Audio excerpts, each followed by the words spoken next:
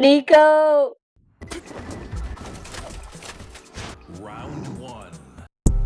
What's going on, guys? Today we are back with another Tekken 8 video, and today I'm going to go over my gameplay. Nico! I haven't done this since I believe it was the Jack video that I put out when I was fighting that Jack player a while back, but I'm going to go ahead and analyze my gameplay and kind of like how I think to kind of, give you guys an idea of what type of mentality you may need to get to the next level. People have asked me to like how they want to pick at my brain and things like that, so this is just kind of giving you that and to see how I think in certain situations. So I'm gonna go ahead and let this play. This is me fighting this Yoshi player, and then I have another video of me fighting an Asuka, but I'm using Jin.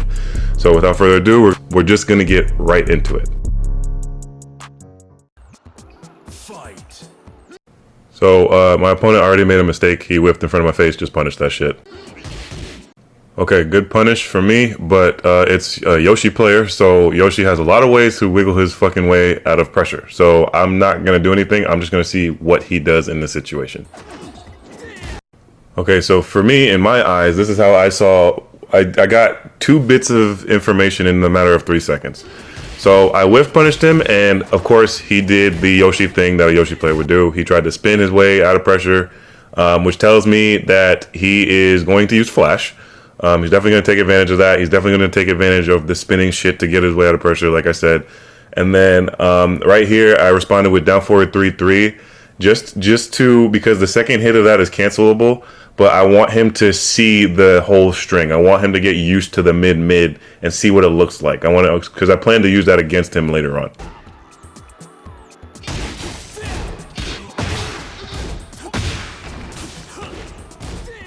So right here, he ate the second hit. He tried to flash right there. So in this situation, that actually works perfectly for me because that's already part of the conditioning process. I used down forward 3-3 the first time. He blocked both of the attacks, and then this time he ate this attack. So I might throw it out a little bit more just to make sure that he doesn't do anything. But yeah, I could already see that this is part of the conditioning to get people to respect you when you do certain things. He ate that shit, and he's like, "Oh shit," So if he was closer to the wall, that actually would have wall splatted. But this is just part of the process, I guess you could say.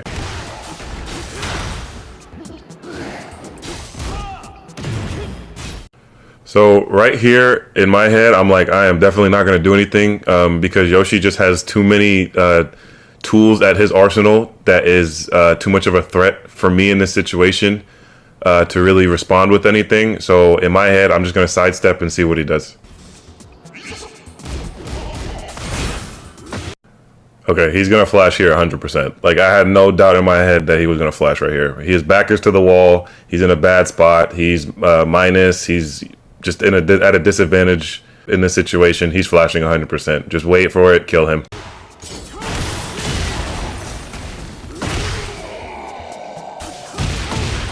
Round 2. Fight.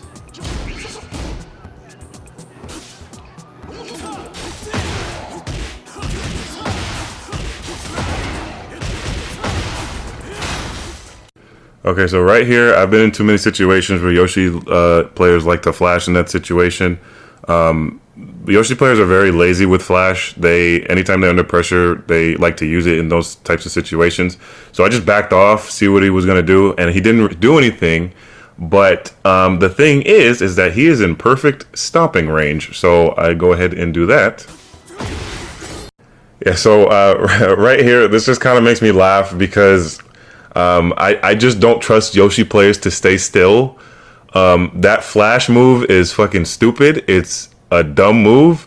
And the thing is, it's a stupid, dumb, strong move. But the thing is, the fact that the move is so strong and dumb, it can kind of make the player make dumb decisions. So in this situation, I'm like, you're going to do it again. Like, I don't trust you to stay still. I don't trust you to just block anything. That move is too strong. It's too dumb. And the thing about having a dumb tool at your disposal is that it kind of makes you.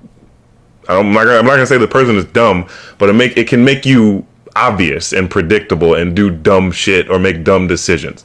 So right here, I 100% expected him to do this, and he did exactly what I thought was going to happen. And yeah, I smacked him up against that wall right there behind him.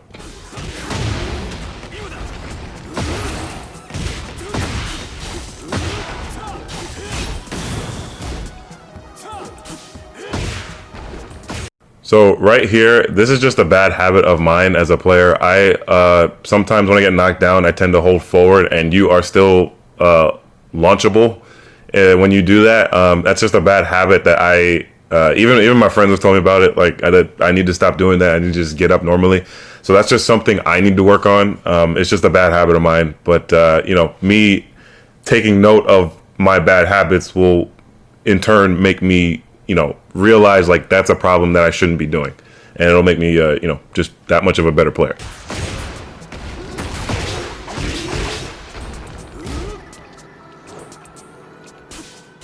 So right here, and I tell people that I train this and coach, dash canceling in the neutral is a good way to fish for something.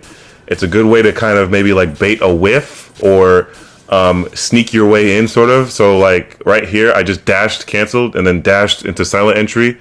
You know, because sometimes I like to do that because I'm like looking for something. You know, I'm looking for an opening when I do that. Because like if anybody that I've ever fought, when they see me fight, they see me like dash, cancel into neutral, and then maybe like keep moving around, dash, dash, stop, dash, dash, dash, stop. I'm doing it for a reason though. There's a reason to the madness, and there's a purpose behind it. Round 3. Fight.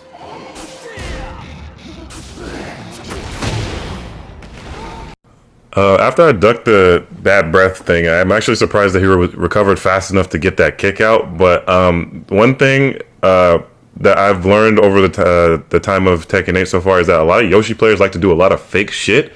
After they hit you with a heat engager, they like to do a gimmick. They like to do a lot of bullshit that's not real, even with the minus or the plus 17 that they have. So in my head, I'm like, I'm going to test the waters and I'm going to press. Now, let me say this and let me be very clear, because I've talked about this before and a lot of people disagree with me. People were like, no, you shouldn't be doing. Listen, tournament level players press when they're not supposed to. Everybody in this game presses when they're not supposed to. But the thing is that when the difference between players who press and play, you know, so other, you know, higher level players who press is that when higher level players press, they press because it's calculated. There's a reason behind it. There's a message. There's an art to respecting and disrespecting your opponent. You don't always want to respect your opponent all the time, because if you respect them all the time, that is basically saying you're gonna let me do whatever the fuck I want, and you're just gonna sit there and take it. No, you have to put it in their head sometimes that, you know what, I'm crazy. Sometimes I will press. You need to put that in their head, because the thing is that a lot of the times people don't want to do the mid check to keep you in check, because usually when they do the mid check, their turn is usually done afterwards, which means that they lose the offensive advantage. That's why they kind of don't always want to do the mid check, because you know, they want to continue pressure. Gimmicks usually lead to continuous pressure. Mid checks to keep you in check usually ends their turn. That's kind of the whole balance of the situation. So I have hit Yoshi players and counter hitted them out of a heat engager because they just do a bunch of fake stuff. And there, you know, a lot of that's actually how I got a destruction against a Victor. I pressed when he hit me with a heat engager. Now, some might be thinking like, yo, you're crazy. Yeah, I'm fucking crazy. You best believe me, you better check me, because if you do some fake shit, something bad might happen to you. Like I said before, guys, and I told you this before, it is your job to keep your opponent in check. And if you don't keep your opponent in check and he presses, that's not the opponent's fault. That's your fault. That's your fault for not checking him. That's on you.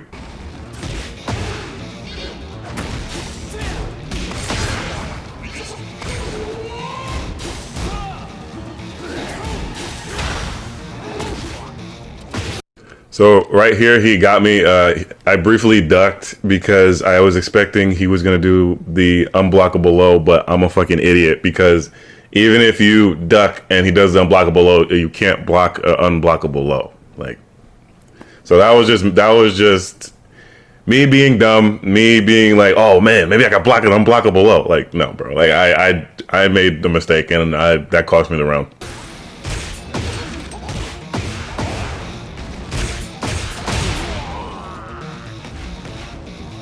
Round 4. Fight.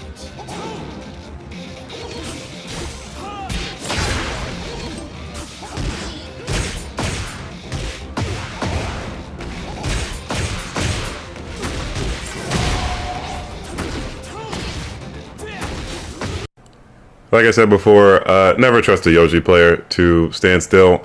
He has not given me a reason to not expect the flash. He did this in the match prior. So I'm just going to wait a second and see what happens. I'm 100% expecting him to do the flash right here. So yeah.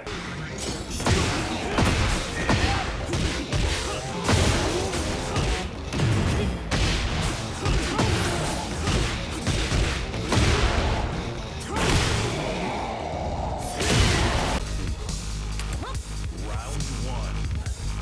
Fight.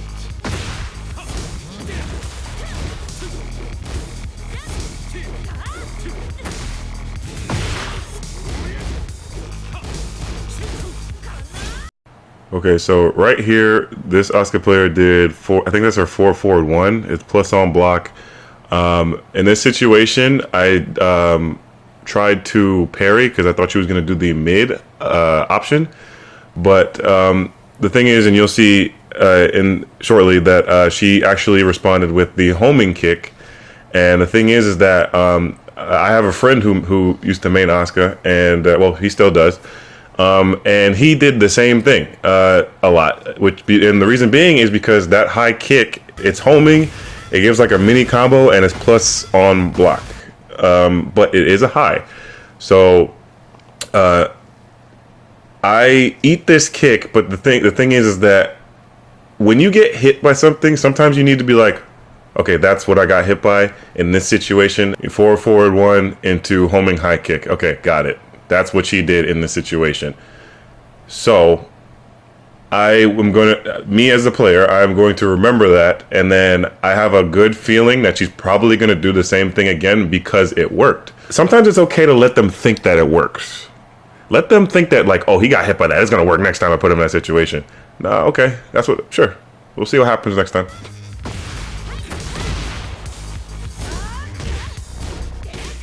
Okay, so right here, I think that's her 2-3, I think it is, or her 1-3. It's something like that. That's the input for it. But 100%, I know for a fact that that move is not that advantageous on hit.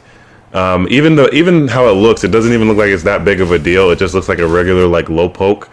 So in this situation, what I'm going to do is sidestep. I'm going to sidestep and see what happens, because I have a good feeling that she's going to do something that's not going to track that well. So yeah, I'm just going to go ahead and do that.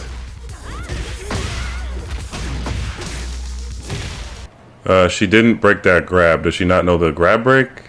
I can maybe use that against her because she didn't break the initial grab. Might be a weakness to her. Might take advantage of that.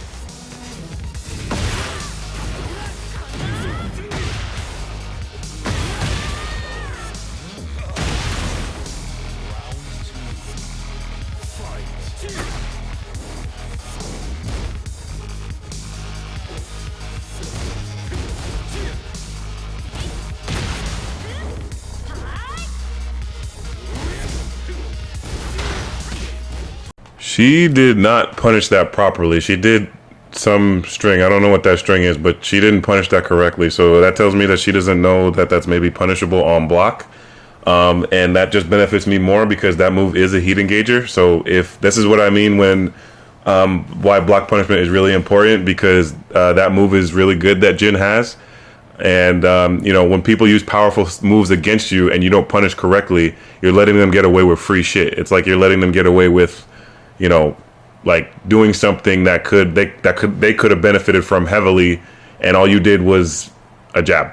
Like, you're missing out on punishment is basically missing out on like free money. You want free money, right? Well, you need to get that punishment up.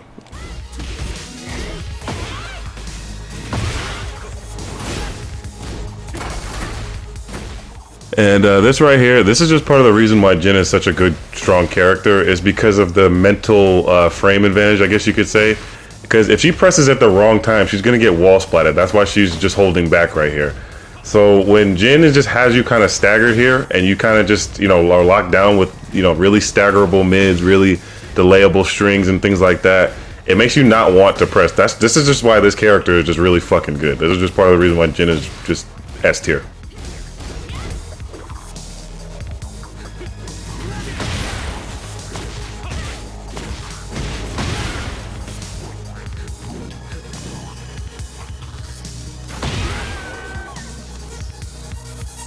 Round 3. Fight.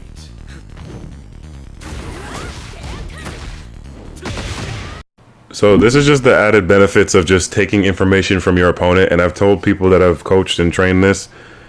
Your opponent will tell you how to beat them. You just have to pay attention to what they're doing and listen to their offense. Like, I've always described like fighting as like almost like a language.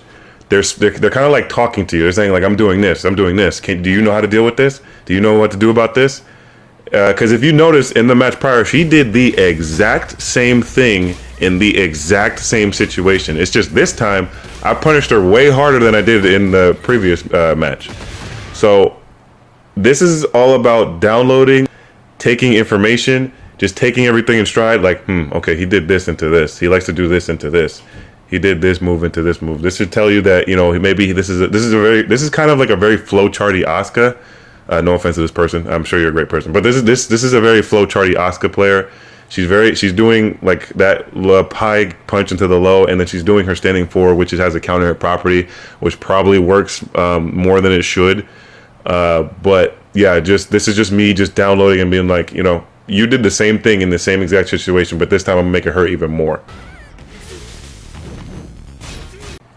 I actually meant to press forward to get the more advantageous situation, but the thing is that even though I didn't press forward, she still did not punish that correctly this time. Still, matter of fact, she didn't even jab this time. What she did is she responded with forward 1, which is plus on block, which is fine. But the thing is that I will always. My friend told me this before. And he said that guaranteed damage is always better than plus frames, and that is honestly true. You want to get if you have to decide between guaranteed damage and plus frames, take the guaranteed damage. You want the objective is to get your opponent's health to 0. You want to get him as close to, you know, being on the ground and not getting back up as much as possible. But you know, plus frames, all that really guarantees you is for the most part a mix up, I guess. But guaranteed damage, yeah, take that shit.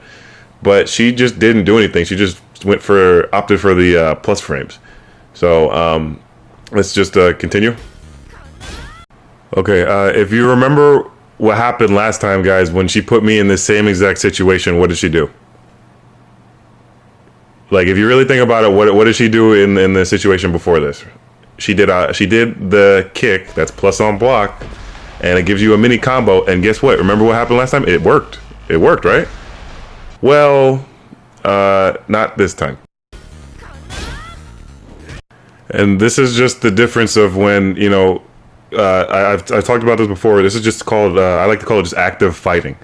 Like, as you're fighting, you're paying attention to what's going on. You're paying attention to everything, every little detail. What she did in this situation, you know, what did she do when she was plus on block? How did she react to my attacks? This is just how you apply this type of mindset, and it'll make you, you know, that much better of a player when you think about everything in every situation. Because oftentimes people play very flowcharty. They play on autopilot, and they are not really thinking, you know, oh, you know, it worked this time, and, you know, if it worked the last time, it should work again, right? No, bro. Like, maybe you should mix it up sometimes. Maybe you should have just did a down forward 1. Maybe you should have just did something, you know, just a mid check to. Because just because it worked the last time doesn't mean it's going to work again, you know. I mean, to be fair, it worked. It did work last time, and this was the second time that she put me in this situation. But you want to really try to just not be like that predictable. Like, that was kind of just an easy read. She's been doing the same thing, very flowcharty. So again, this is just part of downloading your opponent. If you want to rank up and get higher in rank and things like that, you can't just be focused on your own offense. You also have to pay attention to what your opponent is doing. That is probably even more important than what you're doing.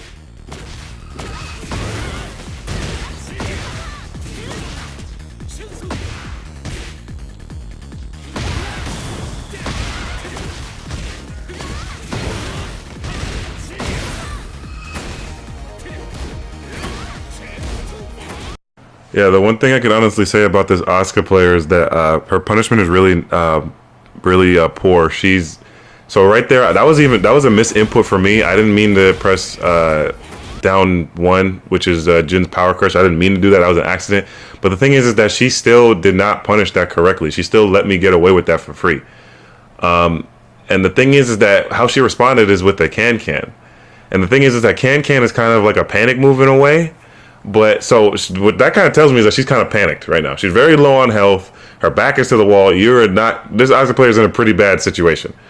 But the thing is that you shouldn't be thinking like, oh, panic move, I got to get out of this. Like, you kind of just want to keep your cool in this situation, because you could have actually gotten out of the situation if you just punished that correctly, because that would have knocked me down, and then you could have initiated your offense. You probably could have did your 4-forward-1 in that situation and maybe mixed it up. But yeah, this is why block punishment is so important, because like I said, when you let people get away with free shit, like right there, that could have pushed me away from her and gave her some breathing room to actually think. But instead, she panicked and did a panic move in a situation that didn't warrant the panic move.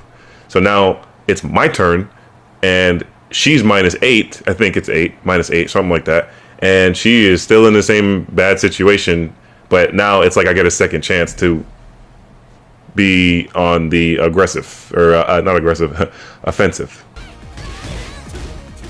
And this was just me fucking around.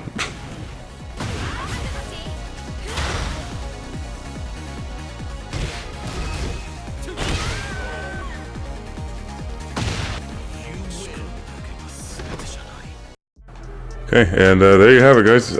That's just how I kind of think, how I kind of operate, what I'm thinking when I'm about to fight my opponent. I think about the tools that they have. I think about the tools that I have. I think about how they're going to react under pressure. Are they sidestepping? Are they punishing correctly? Are they poking? Are they doing a lot of lows? Are they ducking a lot? These are just a lot of questions that I ask myself.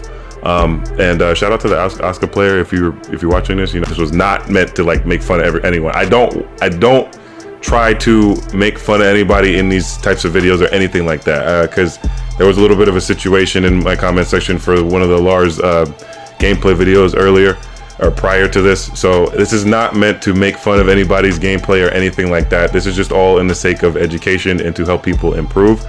But other than that, this is just kind of the mindset that I have and how I operate when I fight people in this game.